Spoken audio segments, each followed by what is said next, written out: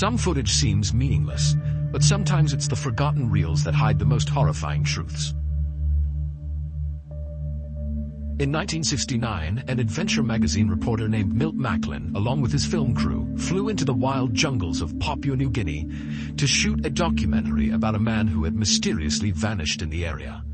Milt believed that if luck was on his side, he might actually find the missing person, or at least uncover the mystery surrounding his disappearance, and turn his documentary into something truly groundbreaking. But after weeks of trekking through misty forests, they returned empty-handed. No answers. No clues.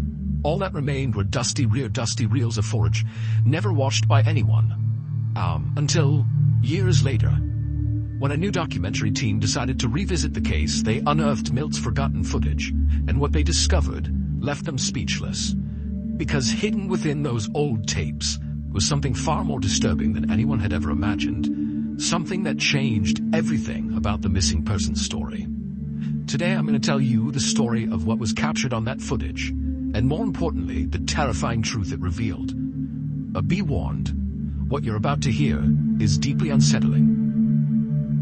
If you're a fan of the strange, dark, and mysterious told in story format, then you've come to the right place. We post new stories every week, so don't forget to hit the like button, subscribe to the channel, and turn on notifications so you never miss an upload. And now, let's step into the darkness of the unknown.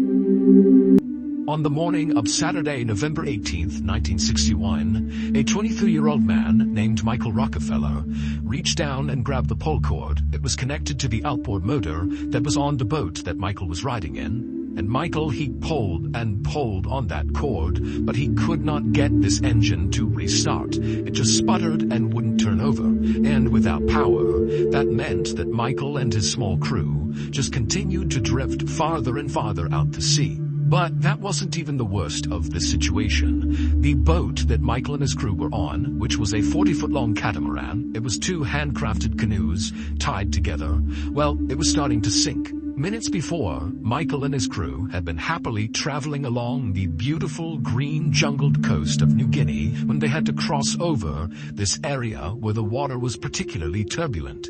There was this river in New Guinea that was feeding out to the Arafura Sea, which is where Michael and his crew were, and where this brown river met the blue water, it became very choppy with lots of rough waves. And so as Michael and his crew tried to cross that area, the waves came on board, they flooded the engine, it shut off, and then as more and more waves landed inside the boat began to sink. The reason why Michael and his crew were even out here and taking these chances to begin with is because Michael wanted to go see this tribe called the Asmats that lived in New Guinea, basically right past this area where this river was. They lived right on the coast. Michael was obsessed with the artwork that the Asmat tribe created, in particular the very unique bis pole. These poles are created by the master carvers within the Asmat tribe. What they do is they take a single piece of wood and they etch it away until it looks like it's a bunch of men standing on each other's shoulders. Now, these bis poles are totally beautiful and intricate and wonderful to look at, but the Asmat tribe doesn't make them for art. They make them because they believe they contain the souls of the warriors from their tribe who have been killed in combat. And until the Asmats avenge these downed warriors, basically until the tribe kills their enemies, the souls remain trapped in these bis poles, which means the Asmats don't really ever get rid of these poles. They don't sell them, they don't throw them away. They are just part of their culture and society. But months ago, Michael had come and visited the Asmat tribe. He had learned about these bis poles and what they meant, and he believed he had successfully negotiated a deal where he would barter some of his own goods in order to get one of their bis poles. But even though Michael gave them all the things he had offered, they had not in return sent the Bispol. And so now Michael was coming back to hopefully be able to claim the Bispol and take it with him. But as Michael sat in his sinking catamaran, watching the muddy shores of New Guinea get farther and farther away as he drifted farther and farther out into the Arafura Sea, the last thing on his mind was the Bispol. He needed to figure out what they were going to do. Michael's crew consisted of 3 other people. There was a French anthropologist named René, and there were 2 teenagers who were actually asthmatic guides, and their names were Simon and Leo. And so after Michael was unable to start the engine up, all 3 of them took their turn yanking on the cord, but they too could not get it to start. Finally, Simon and Leo spoke up, and they said to Michael and René that at this point they believed their only hope was abandoning the catamaran, jumping into the ocean, and swimming to shore, which for now was about a half-mile away, but they were drifting so quickly out to sea that if they waited any longer, they might be too far away to actually make that swim. But René was not a good swimmer at all, and Michael was just not ready to totally abandon ship and leave this thing out here to sink, because on board the catamaran was all the stuff he had brought along, like tobacco and fishing line and clothes and candy and all this different stuff that he knew this tribe wouldn't have, and he could use it as leverage to continue bartering to get his Bispol and to get other artwork they might be offering. And so even though Michael understood that obviously this catamaran and everything on it is going to sink into the ocean at some point, he just wasn't there mentally to jump off now and just kind of abandon all this stuff. And so a decision was made that the 2 asthmatic guides, the 2 teenagers, Simon and Leo, they on their own would jump out, swim to shore, and try to get help, while Michael and René stayed back and waited for that help to come. And so a few moments later, the 2 teenagers jumped into the water and began their long swim to shore. And as they did, Michael watched, and it suddenly dawned on him just how far away he was from his own home. It had been months since Michael had last showered, so he smelled terrible. He was totally sunburned and caked in dirt, and his hands were rough and calloused from all the rowing he was doing. But this was not really Michael's real life, because Michael was not from New Guinea or from anywhere near here. He was actually from America, where his family was one of the most well-known, influential, and richest families ever. Like in the history of humanity, the Rockefeller family are in like the top 10 of the most powerful people ever. Michael's grandfather was the oil tycoon John D. Rockefeller, who at the time was literally the richest man in the world, and Michael's father, Nelson Rockefeller, was at the time the governor of New York and the future vice president of the United States. But despite having these unbelievable resources at his disposal, Michael was not compelled to kind of be a Rockefeller. Instead, he found his calling in the wilds of New Guinea. He had first come here 7 months earlier with a team of Harvard University filmmakers who were looking to document a very remote tribe. And Michael just fell in love with the adventure of this trip, even though on this trip, while they were filming a battle between this remote tribe and another tribe, Michael got shot accidentally in the shoulder with an arrow. So despite being wounded effectively in combat, Michael just loved being in New Guinea. In fact, Michael actually never told his family about getting shot in the shoulder with this arrow because he was worried if he told his family, the all-powerful Rockefeller family, they would respond by seeking out retribution against one of these tribes that had inadvertently harmed Michael Rockefeller. And so Michael was just very respectful and protective of the people he came in contact with in New Guinea, and in many ways he viewed them as more like his people than his family. And so after the Harvard University filmmakers wrapped up their documentary and went back to America, Michael had stayed in New Guinea. And in the meantime, his father, Nelson Rockefeller, had opened up a museum back home in New York called the Museum of Primitive Art, and what it displayed was artwork from places like New Guinea. Now, this was the early 1960s, and so many Westerners viewed natives of New Guinea, like the people of the Asmat tribe, as being very primitive and backwards. And so as a result, there was a lot of people that were drawn to this new museum in New York just for the spectacle of it, to see what these primitive backwoods people were creating. But Michael felt like he had a deeper understanding of the natives of New Guinea, and he felt like it was his responsibility to go out and find the incredible artwork all around New Guinea, including like the Bispols from the Asmat tribe, and send that artwork back to his father to be put up in this museum so that it was more than just a spectacle. Michael wanted the people of the West to appreciate and respect the natives of New Guinea the same way he did, and he believed through art he could do that. And so Michael had teamed up with René, the French anthropologist, to go all around New Guinea to find this artwork to send back to his dad. A few hours after Simon and Leo had leapt off the sinking catamaran and began their swim to shore, Michael and René had no idea if they'd even made it to shore. They hadn't seen anybody show up to rescue them, and so as far as they knew, they had no idea how close they were to being rescued or not. And as they looked down, they saw their catamaran was sinking lower and lower in the water. And so at some point, Michael and René just grabbed buckets and began bailing the water out of the catamaran, which was totally useless. The water was coming in way too quickly, but they had nothing else to do, and so they're bailing the water out, and then a rogue wave comes through and flips the entire catamaran over, sending Michael and René into the sea. And so luckily Michael and René were able to swim to the surface. They swam over to the now upturned catamaran, but there was an air pocket kind of trapped underneath it, and so it was staying afloat. And so Michael and René grabbed onto the catamaran, and Michael actually grabbed a gas canister that had come off the boat, and he attached it to his belt like a flotation device. And so he and René just kind of held on to this upturned catamaran. Michael was also supported by this gas canister, and they just continued to wait, hoping that Simon and Leo had made it to shore and that help would be arriving soon. But in the back of Michael's mind, he knew that if help didn't come soon, Michael might have to do something drastic, like attempt the swim himself, which now was way farther than half a mile away. By the next morning, when the sun came up, Michael and René were still in the water holding on to that catamaran, waiting for help to arrive, but no help had come. Now, Michael was a very good swimmer, but by this point, he knew they were at least 5 or maybe even 10 miles from shore, so this would be a gargantuan swim in pretty rough waters. But, Michael, he's a Rockefeller. He had a lot of confidence, and he began telling René that, hey, I'm gonna do the swim. I know I can do it. I can swim the whole distance, even if it's 10 miles, I can do it. You're gonna have to just hang tight. It's gonna take a while, but I'll get us help. René begged Michael not to go, but Michael said, I have to do something, otherwise we're gonna die out here. And so all René could do was watch as Michael stripped off some of his clothes and attached another gas canister to his belt to give him a little bit more flotation. And then Michael shook René's hand, and then right around 8 a.m. on Sunday, November 19th, 1961, Michael began the swim. About 12 hours later, so that night, while René is still just holding onto this catamaran, hoping help is gonna come soon, suddenly, kind of without warning, the sky suddenly erupted with this incredibly bright flame.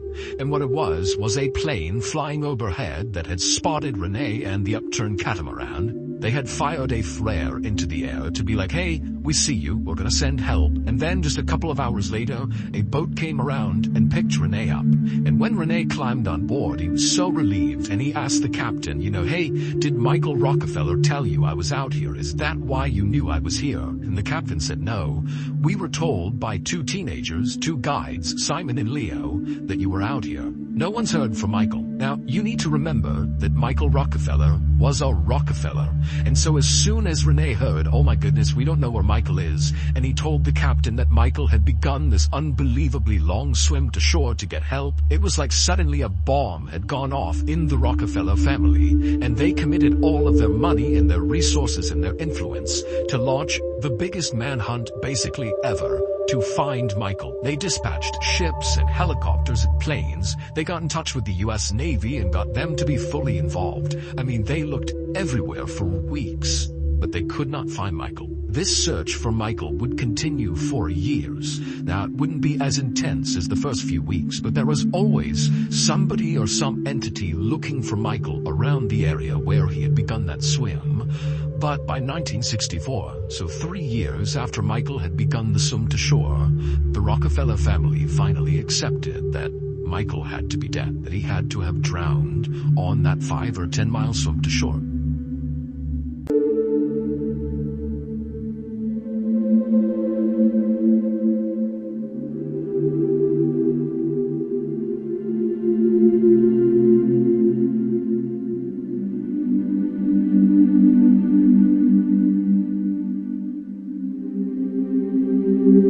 And when the family finally kind of accepted that that is what happened, that became the story in America about what happened to Michael Rockefeller. In fact, his sister even wrote a best-selling book about grieving his loss. But in New Guinea, a very different story began to spread about what happened to Michael. Rumors about his fate were whispered along trade routes and between visiting missionaries and gossiped about in tabloid and adventure magazines. In 1969, so 5 years after Michael was declared dead by his family, an adventure magazine reporter named Milt Macklin heard from this mysterious Australian person who was a source for this magazine that they had actually run into Michael Rockefeller recently in the jungle of New Guinea, not far from where he supposedly disappeared. And Milt would actually follow up on this tip, despite how not credible it was, and he would go to New Guinea with a film crew, and he would go to this area, and he would look everywhere for Michael. He would talk to locals. I mean, he really scoured the area,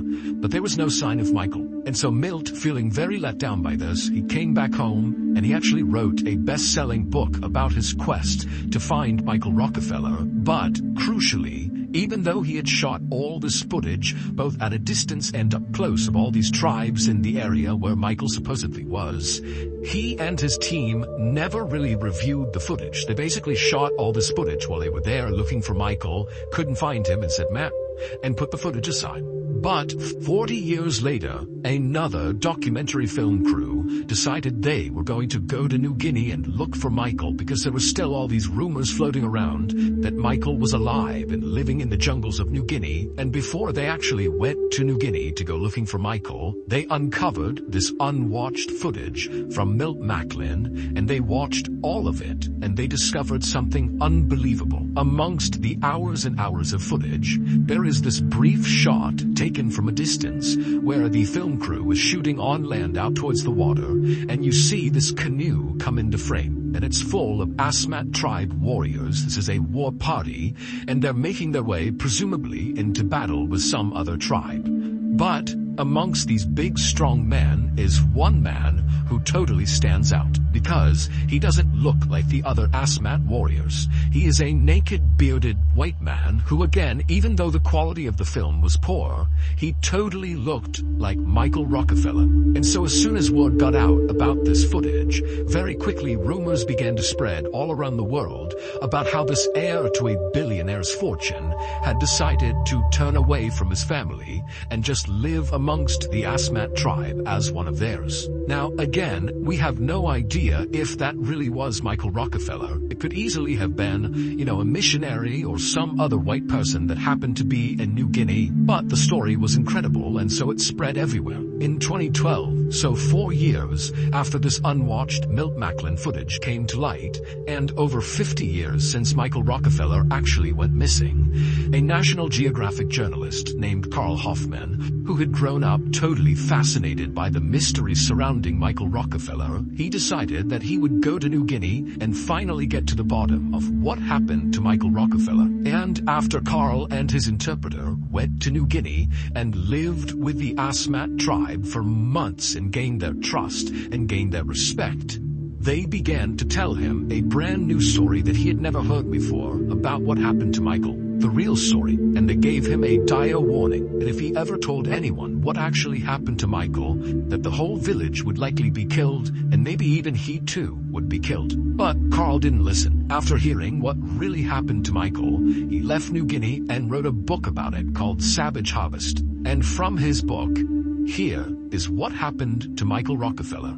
On the morning of November 19th, 1961, so roughly 24 hours after Michael had jumped into the water and began this 5 to 10 mile swim to shore to get help, 3 Asmat tribe elders named Finn, Jim, and Pep sat amongst 50 other tribe members in 8 long canoes, and they weren't going anywhere. They were just kind of resting at the mouth of this river, the same river that dumped out into the Arafura Sea, which is exactly where Michael and his crew had ran into all those rough waters and overturned, causing their whole situation. And so all these tribes people are just sitting there in their canoes. Some of them are smoking loosely wrapped cigars. Others are chewing on flour made from a palm plant called sago, and they're all naked, minus a couple of bands around their knees and their elbows, and some of them had very intricate piercings in their noses and their ears, but they're all just kind of sitting there. It was a long day, and they're enjoying some peace and quiet. But then suddenly, Jim, one of the elders, noticed something making its way into the river from the sea. It was this white thing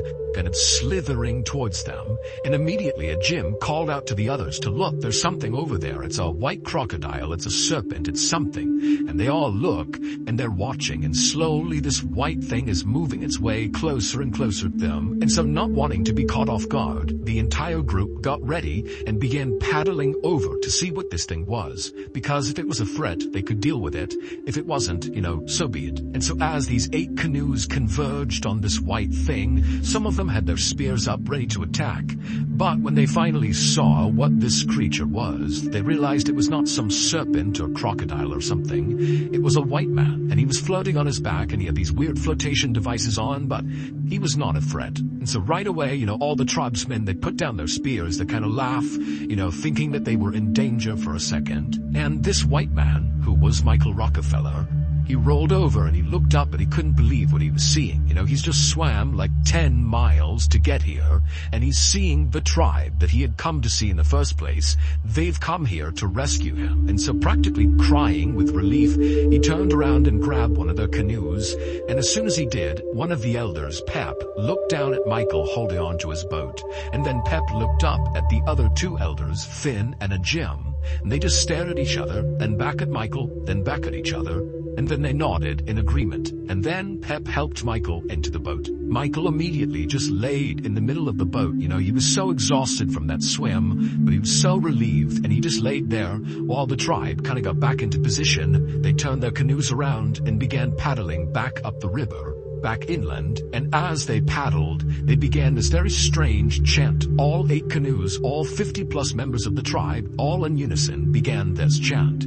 And Michael, he had studied the Asmat tribe and felt like he knew a lot about their culture, but he had never heard this particular chant before, and so he was enchanted by it, and he tried to ask them, what does this mean? But they just completely ignored Michael and just continued to paddle and chant. And so Michael just laid there listening, getting carried along to safety, when all of a sudden the chanting stopped, and the canoes turned and kind of made their way into this little inlet that led to a clearing right on the shore. And so Michael noticed they were slowing down, and so he kind of barely got up and looked over the edge of the canoe to see if they were at their village. But when he looked up, he saw there was no village in sight. It was just this clearing out on the shore. And right away, Michael's like, well, I hope we're going to the village soon, because I have to find someone who can get in touch with the authorities, who can then go and rescue Renee and hopefully find Simon and Leo as well. And so Michael began trying to ask the men in his canoe if they would help him, but there was of course a massive language barrier, and neither side really understood the other. And then at some point, one of the men from the Asmat tribe just began laughing at Michael. And when he did, the majority of the rest of the tribe looked over, saw what was going on, and they too began laughing at Michael. And so Michael had no idea what was going on. And then before he could do anything else, the entire tribe stopped laughing, and it was like in an instant, they were back into that rhythmic chanting as they slowly began making their way out of their canoes, making their way onto shore. And so Michael began to sense that something was wrong, and instead of getting out of the canoe with the rest of the tribe, he kind of instinctively laid back down on the canoe, almost like he was trying to get away from them. And when he did that, the tribesman who had first laughed at Michael, he stood right over Michael as he's doing this chant, and he smiled at Michael, and then he raised his spear and he drove it into Michael's side.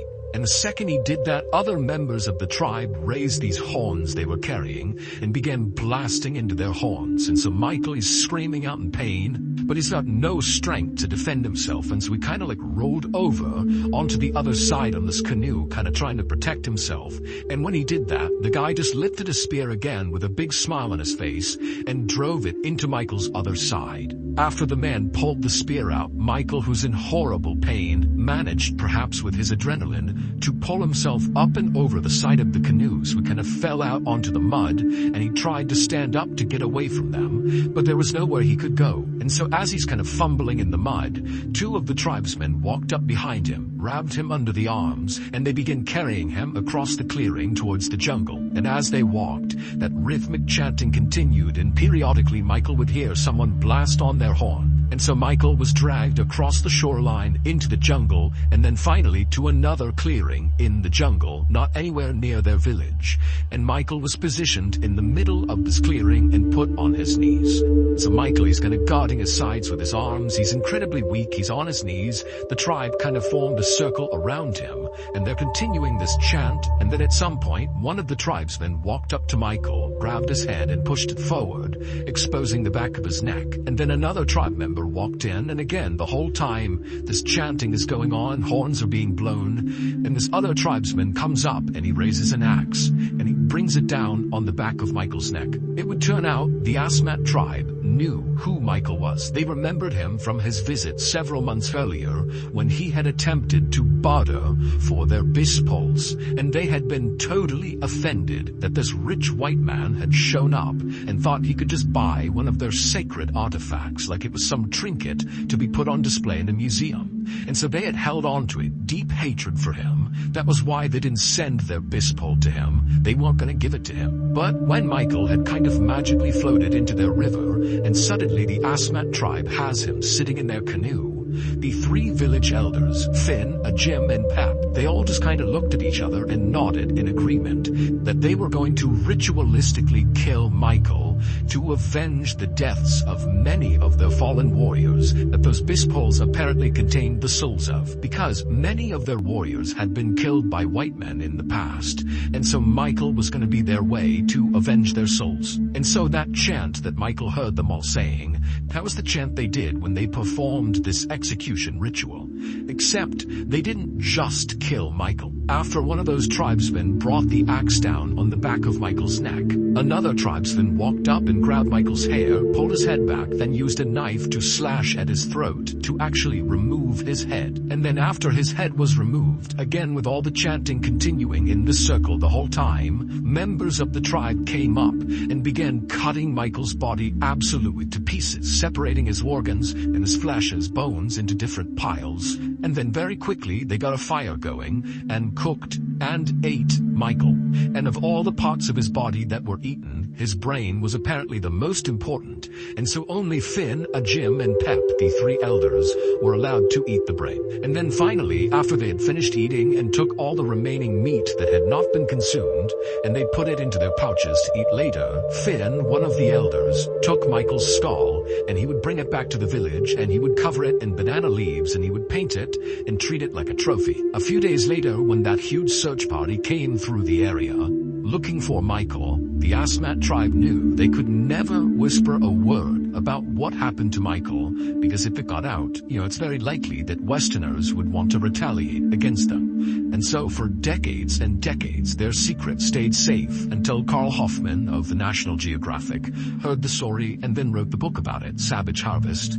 But despite publishing this book and lots of people reading it, there was always some question about the credibility of the story, because remember, there's all this intrigue and mystery around Michael's story to begin with, and now we have this account coming from the Asmat tribe, and so no one really knew how legitimate it was. And so to this day, the Rockefeller family, and generally speaking, authorities at large, still say that Michael Rockefeller drowned on his swim to shore trying to get help, and that's it.